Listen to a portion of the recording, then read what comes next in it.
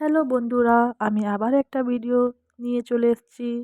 মাছের new recipe, কাতলা মাছের পেটি ভাপা। তো এই মাছগুলোকে ধুয়ে নুন হলুদ ভালো করে আমি মেখে নিয়েছি। আর এটার জন্য মশলা তৈরি করছি। সরষে, একটু পোস্ত, কাঁচা লঙ্কা, এগুলোকে ভালো করে বেটে নেব আমি। আর এদিকে আমি কড়াই বসিয়ে দিয়েছি, তেল গরম হয়ে গেছে আর মাছগুলোকে দিয়ে দিয়েছি, হালকা করে ভেজে নেব। উল্টে পাল্টে হালকা করে বাস লাইট লাইট ভেজে নেব গরম তেলে। আর দেখো বন্ধুরা, আমার মাছটাও ভাজা হয়ে গেছে, লাইট করেই ভেজেছি। এই কাতলা ভাপার জন্য আমাকে একটা পেঁয়াজ লাগবে। তো পেঁয়াজগুলোকে আমি দেখো কি সুন্দর করে রাফলি চপ করে নিচ্ছি, ঝিরিঝিরি করে। 3টে কাঁচা লঙ্কা আর এটা যে গোটা টমেটো আছে ওটা থেকে হাফই দেবো আমি।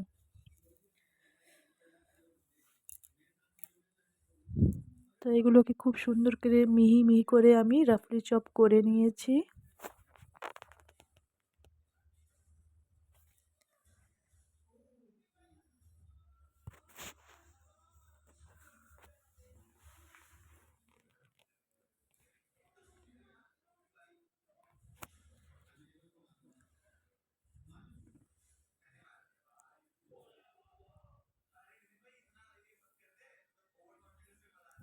টমেটোটাকেও এরকম ঝিরিঝিরি কেটে নেব। আধখানা নিয়েছি টমেটোটা আমি, দেখো কি সুন্দর করে ঝিরিঝিরি কেটে দিয়েছি।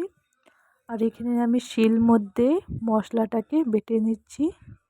শিল মধ্যে বাটলে মাছটা খুবই টেস্টি হয়। আমি মিক্সিতেও বাটতে পারি, কিন্তু আমি শিল মধ্যে বাটতে আমাকে বেশি ভাল লাগে, তাই আমি শিল মধ্যেই বাটি।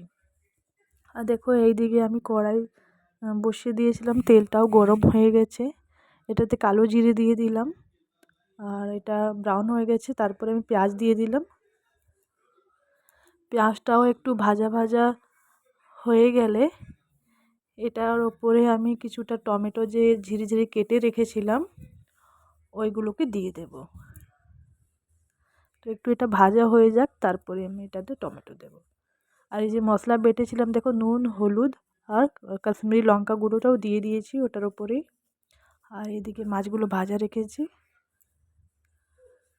আর এটা পেঁয়াজটা ভাজা হয়ে গেছে, এটার মধ্যে আমি চিনিও দিয়ে দিয়েছি 1 ফোঁটা, আর টমেটো দিয়ে দিয়েছি। টমেটোটাকে একটু বাস নাড়াচাড়া করে ওই যে মশলা বাটাটা যেটা ছিল ওইগুলোকে ঢেলে একটু চালিয়ে তারপরে আমি, দেখো কি সুন্দর করে হয়ে গেছে। আমি ওই মশলাটা দিয়ে এবার জল দিয়ে দিয়েছি বন্ধুরা, দেখো। এবার জলটা জলটা দিয়ে দিয়েছি, এটা ফুটে গেলেই মাছগুলো সব এটার উপরে ঢেলে দেব। এটা ফুটছে, এবার আস্তে আস্তে করে সব মাছগুলো একটা একটা করে দিয়ে দিই। আস্তে আস্তে করে দিতে হবে, নাহলে মাছগুলো ভেঙে যেতে পারে। কিন্তু কি এটা আমি তো বেশি কড়া করে ভাজিনি, হালকা হালকা করেই ভেজেছি, তাই জন্য। এসব মাছগুলোকে আমি দিয়ে দিয়েছি। এবার এটাকে তেজ আঁচ করে এটাকে ভালো করে ফুটাবো।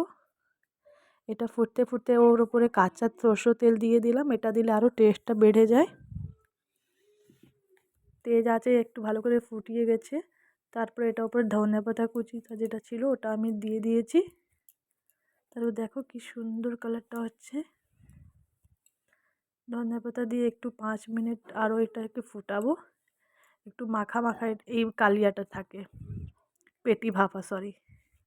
দেখো কি সুন্দর হয়ে গেছে, দেখতেও দারুণ লাগছে।